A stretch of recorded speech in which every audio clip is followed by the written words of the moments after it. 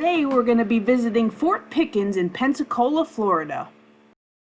Construction on this fort was completed in 1834 and it consists of 21.5 million bricks. Fort Pickens is the largest of a group of fortifications designed to defend the Pensacola harbor. The others are Fort Barrancas, Fort McRae, and the Naval Yard. The fort was not fully utilized until the start of the American Civil War in 1861, when a single artillery company moved from Fort Barrancas across the river to this rundown fort. Fort Pickens became a military prison in 1862 and remained one of 4 forts in the South to remain under Union.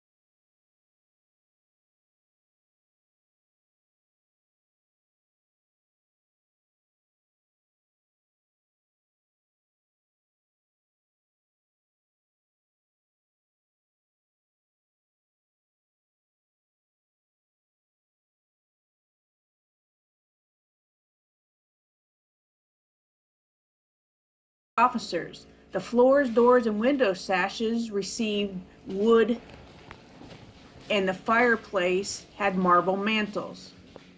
These rooms also served as a hospital in 1861.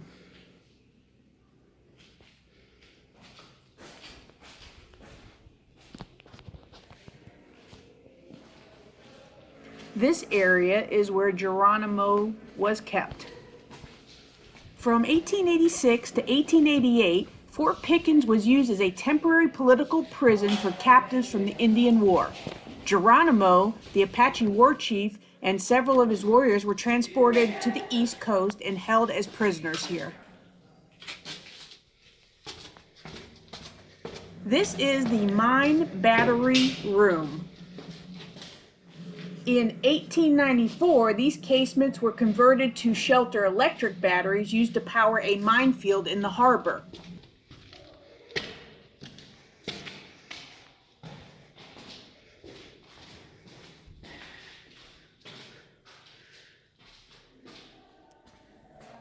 Here we have the mine chambers. This tunnel system leads to 3 chambers, each designed to hold about 1,000 pounds of gunpowder. Should an enemy force gain the top of the walls, these mines would be blown as a last resort to defend the fort.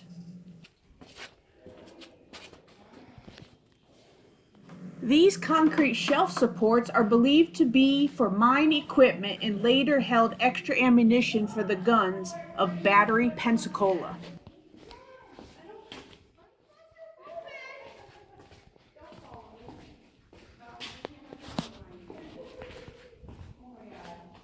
The concrete floor in this area is evidence of the power station installed in 1903.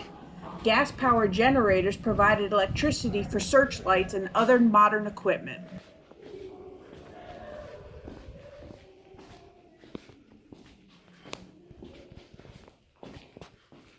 Here you see the dry ditch. The outer wall, called the counterscarp, shielded the ditch from attackers. Bastions at the fort's corners allowed cannons to fire along the scarp. Any attackers who reached the ditch would be caught in a terrible crossfire.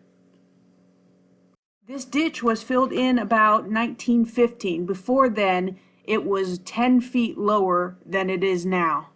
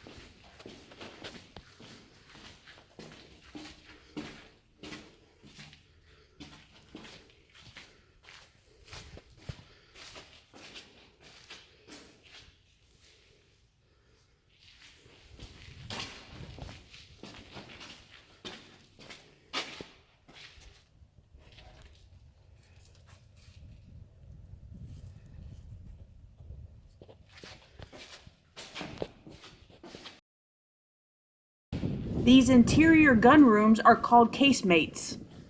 Slots under the windows locked gun carriages into the wall and provided a pivot.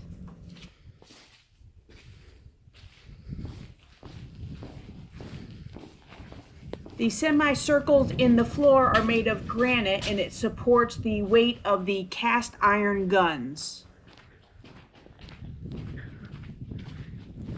Vents over the windows allowed the tremendous amounts of smoke produced by black powder ammunition to disperse.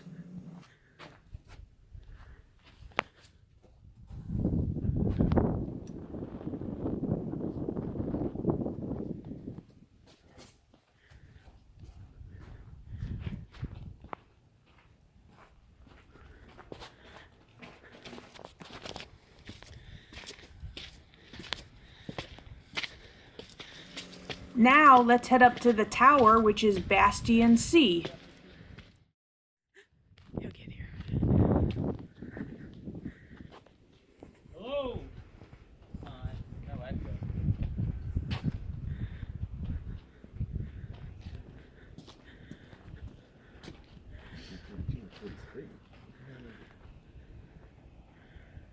The most widely produced American muzzle-loading cannon was the Rodman gun, which was used in seacoast fortifications. It was cast in 1861. This gun was aimed, loaded, and fired by a crew of 8 to 10 soldiers. The large wheels at the rear allowed the crew to rotate the gun on the circular rails. When fired, the gun recoiled backwards and up the inclined rails. The weight of the 15-inch gun and carriage is about 71,000 pounds. The weight of this massive cannonball was 400 pounds and could shoot a range of 2.85 miles. This Rodman gun you see here is the 8-inch model.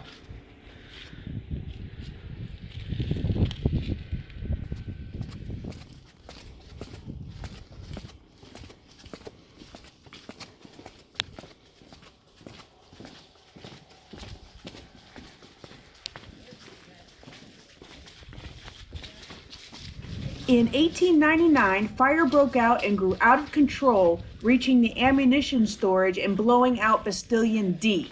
The explosion was so massive it showered brick all across Pensacola Bay, reaching Fort Barrancas that was 1.5 miles away. Here you can see the results of the explosion for the portion that was blown away.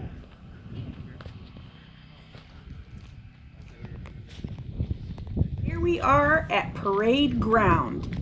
7 acres of open ground in the center of the fort once provided space to quarter and drill troops.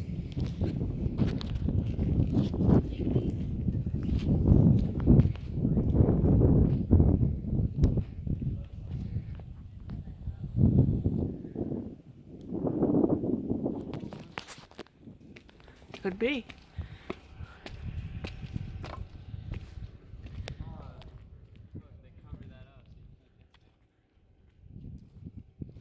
That's probably where it was too. I don't want to break the rules. Might get kicked out of here. It's not like I'll be back. We're almost done, right? Yeah.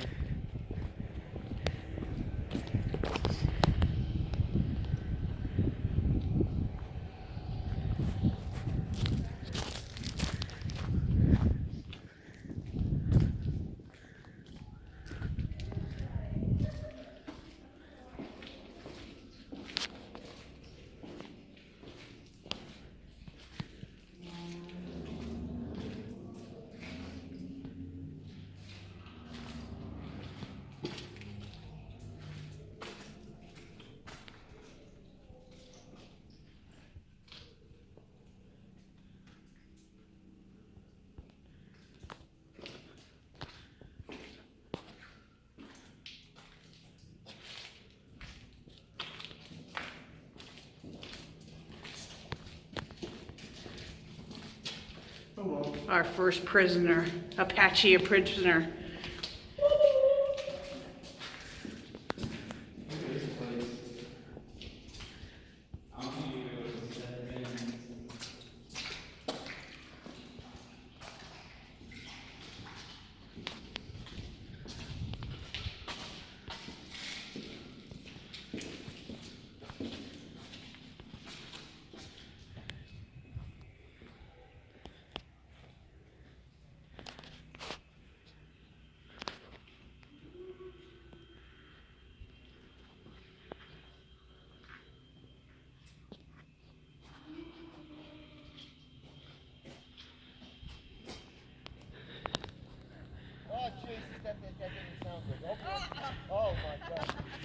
Fort Pickens became a national state park in 1971. And a great place to visit for crazy people like us. So get out there and explore and have a great time. There is a lot of things to do here at Fort Pickens.